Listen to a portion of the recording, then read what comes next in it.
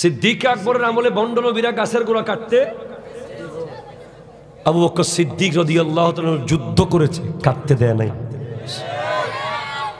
ওমর ফারুক আজমের আমলে কাটতে এসেছে, কাটতে।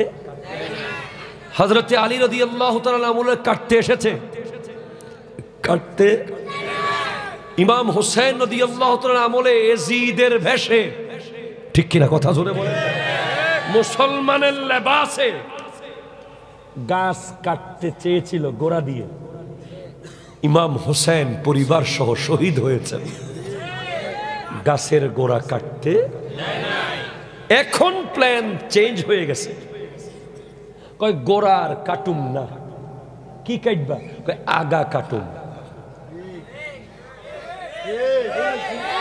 গোড়া কাটলে সবাই দেখে, আগা মাইলে সবাই দেখতো না। রাতে 3টা বাজে যাইয়া আগা মারি দিব, 3 মাস চুপ থাকবো আরেকটা মারবো, 6 মাস চুপ থাকবো আরেকটা মারবো, 10 মাস পরে আরেকটা মারবো।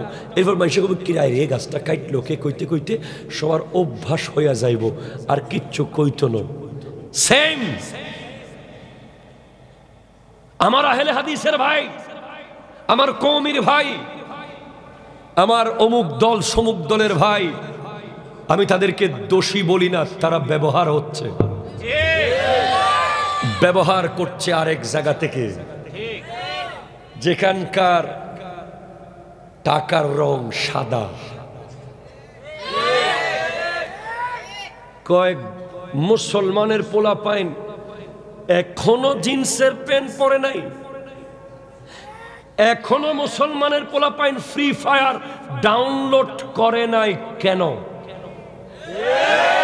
এখনো মুসলমানের ছেলেরা অনলাইন ব্যাটিং এ লিপ্ত হচ্ছে না কেন? এখনো মুসলমানের ছেলেরা বেগানা নারীকে মোটর সাইকেলের পেছনে বসিয়ে চুল খুলে দৌড়াদৌড়ি করছে না কেন? প্রশ্ন করেছে বস কে? আরে বস বুঝে গেছে তো, বস তো সেখানে বসে বসে মুসলমানকে তছনছ করার প্রোগ্রাম করছে, ঠিক কিনা? কয় বস এরা যেইভাবে নবীকে মোহাব্বত করে, ভাই নবুজিলি শেষ, না বুঝলে শেষ, বুঝে গেলে কালকে তুমিও বলতে পারবা, চার দোকানে জবাব তুমিও দিতে পারবা কালকে।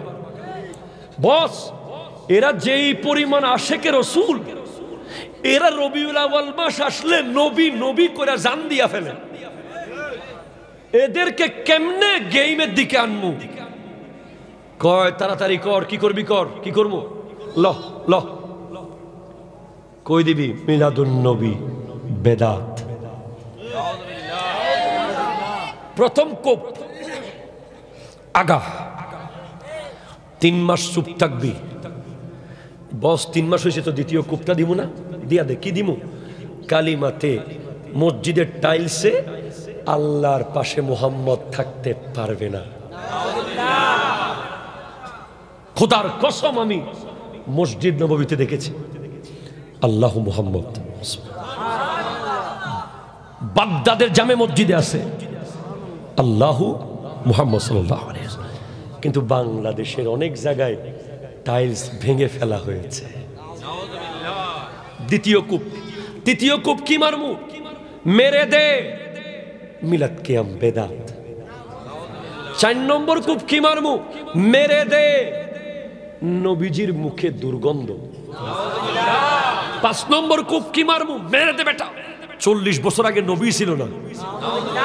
6 নম্বর কূপ কি মারমু? মারি দে বেটা নবীর বাপ মা তো নাউজুবিল্লাহ জাহান্নামে। কিরে তোমাদের আর কাজ নাই? তোমার কি আর কোনো বিষয় নাই পৃথিবীতে? সবগুলো খালি নবীকে নিয়ে কেন? বলার মতো তার অনেক কিছু আছে। কয়েক কারণ আছে। কারণ কি? এই নবীটাই একজন ডাক দিছিল মক্কার পাহাড়ে, প্রথম কবুল করছে সিদ্দিক আকবর, মাওলা আলী, হযরতে খাদিজাতুল কুবরা রাদিয়াল্লাহু তাআলা আনহা। 40 নম্বর মুসলমান হযরত ওমর, বিদায় হজে ১৬ লক্ষ সাহাবী, আজকে ২০০ কোটি। ডাক দিছে কয়জনে? এই একজনের ডাকে আজকের দিনে ২০০ কোটি। কয় ওনার মোহাব্বত ভিতর থেকে বের করে ফেল। এখন তুমি আর নবীজির কোনো বিষয়কে অন্ধের মতো মোহাব্বত করতে পারতেছো না, কারণ তোমার সামনে শায়েক এসে গেছে। তুমি কনফিউজ হয়ে, শায়েক উনি বলছে একরকম, তিনি বলছে একরকম, তিনি বলছে একরকম, উনি বলছে একরকম। তুমি সোয়াবিন তেল কোনটা খাঁটি সেইটা চিনতে পারো, আলেম কোনটা খাঁটি সেইটা কেন চেনো না? তুমি আলু কোনটা অরিজিনাল বুঝতে পারতেছো, চাউল কোনটা খাইলে তোমার শরীর ঠিক থাকবো সেইটা তুমি বুঝো, হুজুর কোনটাকে ফলো করলে তুমি ভালো থাকবে সেটা কেন বুঝো না বাবা? গেল বুঝেন? কয় বাবা কাইট করে দিছি, এখন নবী নবী আর করে না, অর্ধেক পোলাফাইন চলে গেছে এদিকে। মিলাদুন নবী দেখলে কয় বেদাত। কথা কথা ঠিক কিনা বলেন না? আর কি আছে বাকি তাড়াতাড়ি ক। মুসলমানের পোলা এখনো ডাউনলোড কম হচ্ছে, জিন্সের প্যান্ট কম, দাঁড়িয়ে প্রস্রাব কম, চুলের ভিতরে এদিকে নারায়ণগঞ্জ এদিকে ব্রাহ্মণবাড়িয়া, এত কম কেন? আর কি বাকি? কয় বস সবে বরাত একটা আছে না, সেই দিন ফোলাফাইন সব তো মসজিদে চলে যায়, কি করবো? বেদাত কইয়া দে। এবার তো বাকি রইল কি? সবে মেরাজ একটা আছে না, এটা কি বেদাত বলবো? না এটা বেদাত বলিস না, এটা বেদাত বললে সবগুলো আর বেদাত হলে বিশ্বাস করতো না। মেরাজটা কি কমু? কবির ডেট তো ঠিক নাই। আর কি বাকি? তারাবির নামাজ ২০ রাকাত করে যদি ৬০০ রাকাত নামাজ ৩০ দিনে পড়ে, এই পোলা তো ওলি হইয়া যাইব। কিটা করাম? ৪ রাকাতের কোন হাদিস আছে না, কুজ্জা দেখতো। কয় বস বহুত চাইছি, কোনো মতে ৪ রাকাত মিলাইতে পারি নাই। কি পাইছ? একটা ৮ রাকাতের পাইছি। এটা তো তাহাজ্জুদের হাদিস। আরে বেটা তারাবি কইয়া চালাই দে। কমে গেল ১২ রাকাত। প্রশ্ন তোমার কাছে, ওই ১২ রাকাত নামাজ যদি তুমি পড়তে, তুমি আরো ১.৫ ঘন্টা মসজিদের ভিতরে থাকতে, ওই ১.৫ ঘন্টা তুমি কি নিলেন কি দিলেন? কোথায় গেছো তুমি? বসুন্ধরা সিটিতে। কোথায় গেছো তুমি? যমুনা ফিউচার পার্কে। কোথায় গেছো তুমি? মুগরা পাড়ার কলা পাতায়। কোথায় গেছো তুমি? বন্ধুদের আড্ডায়। কেটে ফেলেছে। আর কি বাকি আছে? সত্য কাইটটা দিছি। আর কি?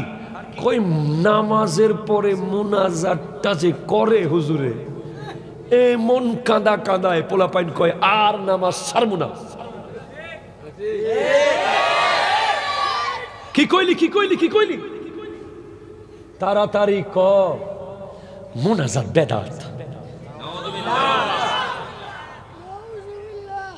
আর কি বাকি আছে রে? সব কাটটা দিছি বস, গাছে একেবারে শেষ। একটা ডাল বাকি আছে, জানাজার পরে দোয়া। আরে আল্লাহ, সমস্যাটা কি? করুক না দোয়া, সমস্যা কি? না না না না বস, জানাজার নামাজের পরে লাশ সামনে যখন দোয়া করে পোলাপাইনের হৃদয় কাঁপে, কবরের টেনশন ঢুকে, আল্লাহর ভয় ঢুকে যায়। তাড়াতাড়ি তো কাটতে হইব। কেমন করে কাটবো? কবি জানা যায় তো দোয়া, আবার দোয়ার কি দরকার? এই বলে বলে কেটে ফেলেছে ঢাল সব। শেষ পর্যন্ত গোড়াও কেটে ফেলেছে। তুমি যুবক জানো না, কারণ তুমি জানবে কিভাবে? তোমাকে তো ঢাল কেটে কেটে অভ্যাস করাই ফেলেছে। এখন গোড়া কেটে গেছে, তোমার খবরই নাই। হুজুর গোড়া কোন দিকে কাটছে? নেইমারকে যেদিন লক্ষ মিলিয়ন মিলিয়ন ডলার দিয়ে সৌদি আরব কিনে নিয়েছিল, ক্রিস্টিয়ানো রোনালদোকে যেদিন সৌদি আরব কিনে নিয়েছে। ফুটবল ফুটবল ফুটবল, সেদিন গোড়া কাটা শুরু হয়েছিল। কিভাবে হুজুর? হ্যাঁ, সৌদি আরবের মানুষের দিলে ফুটবল ঢুকানো হয়েছে। কেন? সৌদি আরবের পতাকাটাকে ফুটবলে লাগাতে হবে। ফুটবলে তো পতাকা লাগাবো না, কালিমা লাগাবো, কারণ সৌদি আরবের পতাকায় তো কালিমা আছে। হ্যাঁ, আজকে made in China lakh lakh বল, হাজার হাজার বল তৈরি করছে। তুমি সোশ্যাল মিডিয়ায় দেখো, যেখানে পতাকার নাম দিয়া কালিমা লাগাইয়া দিছে। পৃথিবীর কেউ প্রতিবাদ করে নাই। ফুটবলটা কি জিনিস? লাথির জিনিস। তোমার কালিমা লাথির জিনিসে ঢুকে গেছে, তোমার কালিমা লাথির জিনিসে ঢুকে গেছে, তোমার জানা নাই। তোমার কালিমা লাথির ফুটবলে ঢুকে গেছে, তুমি জানো না। ওই রিয়াদে, সৌদি আরবের রিয়াদে স্ক্রিনের মধ্যে কাবা ঘরের ছবি দিয়ে চারপাশে নর্তকী নেচেছে, বিশ্বের কোনো মুসলমান আওয়াজ করে নাই। মানে কি বুঝেছো? গোড়া কেটে ফেলেছে। কথা বলেন ঠিক না? কথা বলে তুমি কেমনে বুঝতা? তুমি সবে কদরে যদি আসতা, সবে বরাতে যদি যেতা, সবে মেরাজে মসজিদে আসতা, তারাবি যদি পড়তা, দোয়া যদি করতা, তোমার সাথে কানেকশন থাকতো আল্লাহর সাথে, নবীর সাথে, কোরআনের সাথে, ইসলামের সাথে। ইসলামের ক্ষতি তোমার ব্রেইনে ক্ষতি হতো। তোমার এখন তো ভালো লাগে টিকটক, তোমার গোটা দিন চলে যায় ফেসবুকের কমেন্ট আর মেসেঞ্জারের মেসেজে, তোমার গোটা দিন চলে যায় ব্যানসনের ধোঁয়ার ভিতরে, তোমার গোটা দিন চলে যায় মোটর সাইকেলের স্টান্ট করতে করতে।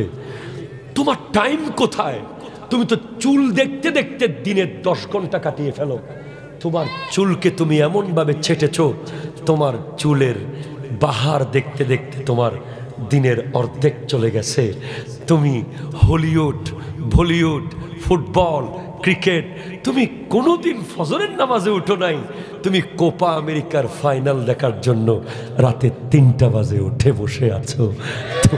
তুমি যুবক, তোমার সামনে জুমার খতিব যদি 10 মিনিট বেশি ওয়াজ করে, তুমি ঘড়ির দিকে এমনভাবে তাকাও মনে হয় ঘড়িকে তুমি এখন খেয়ে ফেলবে।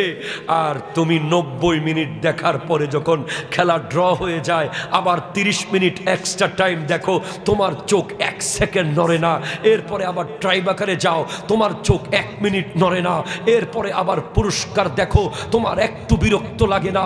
জুমার দিন 2 রাকাত নামাজ পড়ার পরে মনে হয় তোমাকে জেলখানা থেকে এখন ছাড়া দিয়েছে।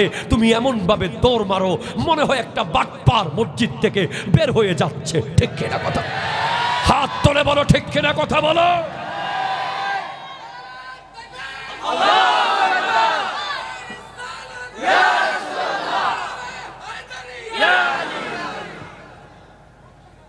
বাস বাস, আমার নবী বলেছেন, আমি যা জানি তোমরা তা জানলে তোমরা কোনোদিন হাসতে না। মুসলমান হাসার মুসলমান হাসতে পারে না। মুসলমান হাসতে, কারণ সে জানে 8টা বেহেশতের অস্তিত্ব যেমন আছে, 7টা দোজখের অস্তিত্ব আছে।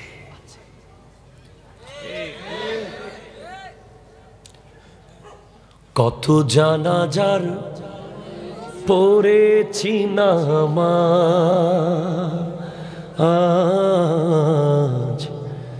দিয়েছি কত দাফন। কত জানাজার পড়েছি নামাজ, দিয়েছি কত দাফন। কোথায় যেন হবে আমারও তৈরি সাদা কাফন। কত জানাজা পড়েছি না,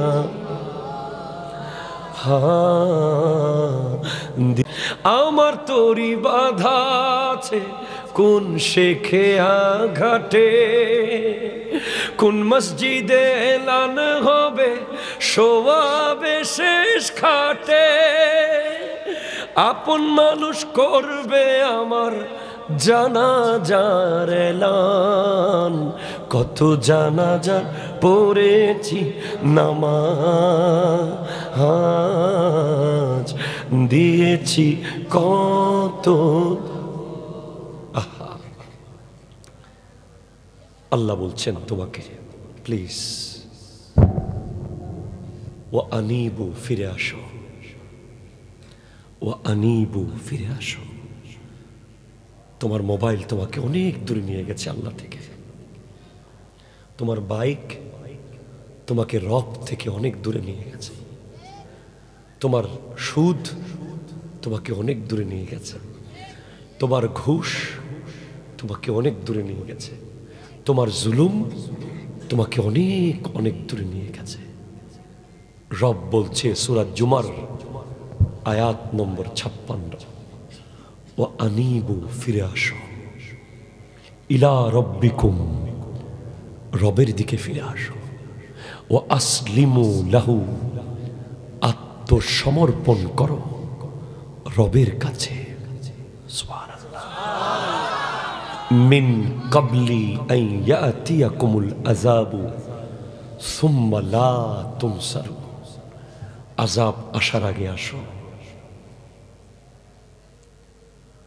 ফিলিস্তিনকে মারার জন্য 1 বছরে 2200 কোটি মার্কিন ডলার দিয়েছে আমেরিকা, আর আমার আল্লাহ একটা পাখির পা দিয়ে দাবানল হয়েছে না, এই দাবানল কে ছড়িয়েছে জানেন? পাখি। পাখিরা যেখানে আগুন জ্বলছে ওখান থেকে একটা আগুনওয়ালা ঘাস, খের, গাছের টুকরা নিয়ে আরেক জায়গায় ফেলছে, সেখান থেকে উড়ে গিয়ে আরেক জায়গায় ফেলছে। পাখিরা জ্বালিয়ে ফেলছে আমেরিকাকে। একদিনে গেছে 5000 কোটি মার্কিন ডলার, একদিনে শেষ। ওরা 1 বছরে খরচ করছে গাজাকে শেষ করার জন্য 2200 কোটি, আর আমার আল্লাহ একদিনে তাদেরকে শেষ করে দেখিয়েছে 5000 কোটি। তো যদি 1 বছর লাগাতার দাবানল জ্বলে, পৃথিবীতে আমেরিকা নামের কিছু থাকবে?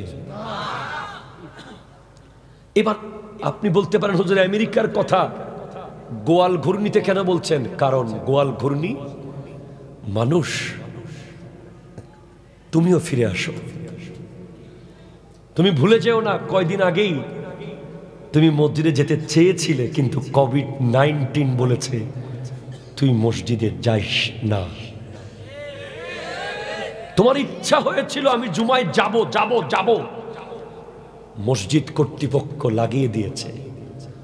করোনার কারণে মসজিদে জামাতে নামাজ আপাতত বন্ধ। তোমার মোবাইলে চার্জ দিতে না পারলে, কারেন্ট না থাকলে তুমি পাগল হয়ে যাও আফসোস করতে করতে, আইরে কেন 1 ঘন্টা আগে চার্জটা দিয়ে রাখলাম না। আর ফজরের নামাজ না পড়ে তুমি বেহায়ার মতো চেহারা দেখাও কেমনে?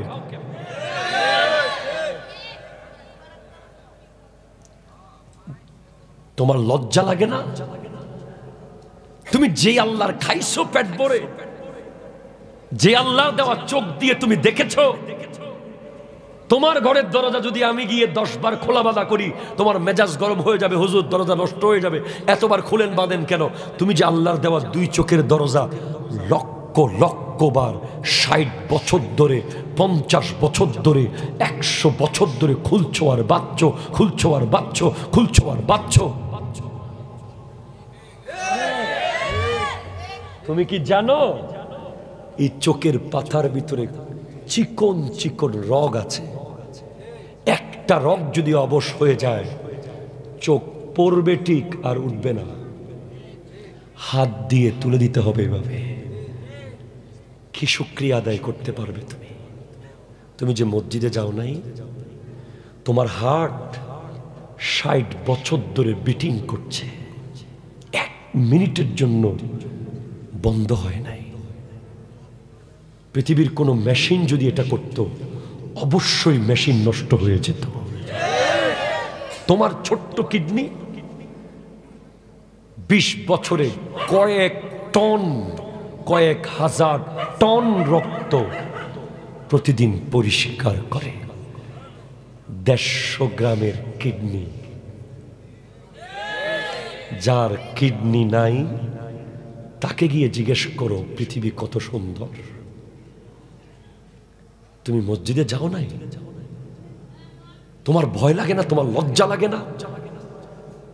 তুমি এত নির্লজ্জ কেন? তুমি যে মসজিদে যাচ্ছ না, তুমি কি জানো না একটা সিজদা করে না, একটা জান্নাত থেকে ধাক্কা দিয়ে বের করে দেওয়া হয়েছে শয়তানকে। সিজদাটা তাও কোনো আল্লাহকে না, আল্লাহর নবীকে। একটা সিজদা। আর প্রতিদিন 17 দুগুণ 34টা সিজদা ফরজ। তুমি নামাজ একেবারে না পড়লে কি শাস্তি হবে, এটা আমি ব্যাখ্যা করার মতো ভাষা এলম আমার নাই। নামাজ দেরিতে পড়লে কি শাস্তি হবে এটা তোমাকে বলতে পারি আমি। নামাজ কাজা করলে 80 হাকবা, হাজার হাজার বছর আগুনে পুড়তে হবে এক ওয়াক্ত নামাজের জন্য। আর যারা একেবারে পড়ে নাই তাদের কি হবে আমি জানি না। নামাজের শাস্তি কি হবে যদি কবরে গিয়ে দেখে আসতে পারতেন। শীত না, বরফের ভিতরে উজু করতেন আপনি।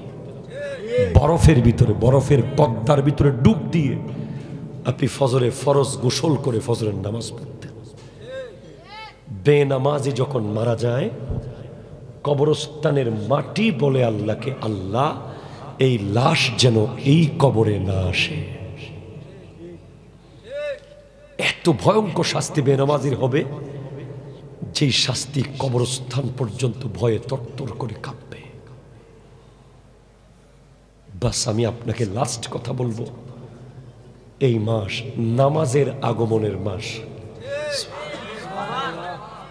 আমার আল্লাহ জোর করে নামাজ চাপিয়ে দেন নাই, আমার নবী নামাজ খুঁজে এনেছেন। আল্লাহ আমার বান্দারা তোমাকে কি দেখবে না? হ্যাঁ যান, 50 ওয়াক্ত নামাজ নিয়ে যান। মুসা আলাইহিস সালাম বলে আপনার উম্মতের কষ্ট হবে। আমার উম্মত আবার যাব, আমার উম্মত আবার যাব, আমার উম্মত আবার যাব, আমার উম্মত আবার যাব, আমার উম্মত আবার যাব। নবী নিজের জন্য গেছেন একবার, উম্মতের জন্য গেছেন 9 বার। যদি 9000 বারও যেতে হতো, আমার নবী যেতেন যেতেন যেতেন। তো আপনি নামাজ না পড়ে সেই নবীকে চেহারা দেখাতে পারবেন তো? উনি যদি বলে আমার চাচার 70 টুকরা রক্তের উপরে তোর ইসলাম দাঁড়িয়েছিল, আমার হোসাইনের রক্তের উপরে দাঁড়িয়ে তুই মুসলমান দাবি করেছিস, আমার আলী আসগরের রক্তের উপরে তুই মুসলমান দাবি করেছিস, তুই মসজিদে যাস নাই, আমি আল্লাহর সামনে কিভাবে দাঁড়াবো? আল্লাহ কি বলবে? আল্লাহ যখন বানাচ্ছিল আমাদেরকে, ফেরেশতারা বলে বানায়েন না, এরা মারামারি করবে, কাটাকাটি করবে, রক্তপাত করবে। ইন্নী জাইলুন ফিল আরদি খলিফা আতাজআলু ফিহা মান ইউফসিদু ফিহা ওয়া ইয়াসফিকু দিমা। ফেরেশতারা বলছে আপনি কাদেরকে বানাচ্ছেন? যারা মারামারি করবে, কাটাকাটি করবে। আল্লাহ বলছে না না না, এটা বলিও না। ইন্নী আ'লামু মা লা তা'লামুন, আমি যা জানি তোমরা তা জানো না। এরা এমনটা করবে না। সমস্ত ফেরেশতাদের বিরুদ্ধে গিয়ে আল্লাহ আমাদের পক্ষে ছিলেন। আপনি যখন সুদ খান, আল্লাহর কত কষ্ট হয়। আপনি যখন ঘুষ খান, আল্লাহর কত কষ্ট হয়। আপনি যখন জায়গা দখল করেন, আল্লাহর কত কষ্ট হয়। আপনি যখন এতিমের গায়ে হাত তুলেন, আল্লাহর কত কষ্ট হয়। আপনি যখন অন্যায় করেন, অবিচার করেন, একবার ভাববেন ফেরেশতাদেরকে আপনার আল্লাহ বলেছিল এরা করবে না, আপনি করছেন। আমার মা বোনেরা, আপনাদেরকে বলবো, স্বামী হলো নারীদের লেবাস। স্ত্রী হলো স্বামীদের লেবাস। পৃথিবীতে অনেক উদাহরণ আছে। আল্লাহ বলছেন হুন্না লিবাসুল লাকুম ওয়া আনতুম লিবাসুল লাহুন্না। স্বামীরা স্ত্রীদের কাপড়, স্ত্রীরা স্বামীদের কাপড়। কাপড় কখনো আলাদা হয় না। একটা মানুষ কবরে গেলেও কাপড় সাথে থাকে। সেজন্য স্বামী যদি ইনকাম করতে না পারে তাকে অপমান করবেন না। স্বামী যদি ব্যবসায় লস খেয়ে যায় অপমান করবেন না। অন্য কারো উদাহরণ দিবেন না। বাস আপনার স্বামী আপনার জন্য সেরা। ঝগড়া ছেলে মেয়ের সামনে কোনোদিন করবেন না। বাপ আর মা যখন ছেলে মেয়ের সামনে ঝগড়া করে তখন সমস্ত ব্যক্তিত্ব নষ্ট হয়ে যায়। এই ঝগড়া যদি মিরপুর জাতীয় স্টেডিয়ামে হইতো তাহলে বলতাম একজন জিতবে, একটা কাপ পাবে অথবা কিছু টাকা পাবে। এই ঝগড়া তো ঘরের ভিতরে হচ্ছে, যেখানে কোনো ফায়দা নাই। স্যাক্রিফাইস করুন। শাশুড় আর শাশুড়িকে যেই নারী নিজের বাপ মা মনে করতে পারবে তার জন্য কিয়ামতের মাঠে নূরের মিম্বর দেবে আল্লাহ। ছেলের বউকে যেই শ্বশুর শাশুড়ি নিজের মেয়ে মনে করতে পারবে তার জন্য নূরের মিম্বর দেবে কিয়ামতের মাঠে আল্লাহ। মোটর সাইকেলে নারীদেরকে বসাবেন না। প্রয়োজনে এক বেলা কম খান, তারপর আপনার মা বোনকে রিকশাতে করে পাঠান। মোটর সাইকেলে যখন নারী বসে গোটা রাস্তায় বেহায়াপনা ছড়াতে ছড়াতে যায়। এটা নারীদের ব্যাপারে যে ব্যাড কমেন্ট আসে এটা বড় দুঃখজনক। আল্লাহ পাক আজকের মাহফিলকে কবুল করুক। ভবিষ্যতে ইনশাআল্লাহ দেখা হবে, আরো কথা হবে। আমি আপনাদের সকলকে দাওয়াত দিচ্ছি। যদি মনে হয়েছে আমি আপনাদের কোনো উপকার করতে পেরেছি, আপনারা যাবেন আমার মসজিদে জুমা পড়তে, ডাল ভাত খেয়ে আসবেন। কি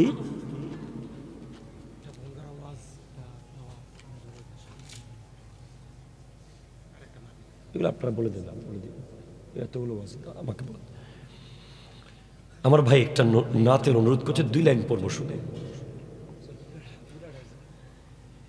एक मैं ही नहीं उन पर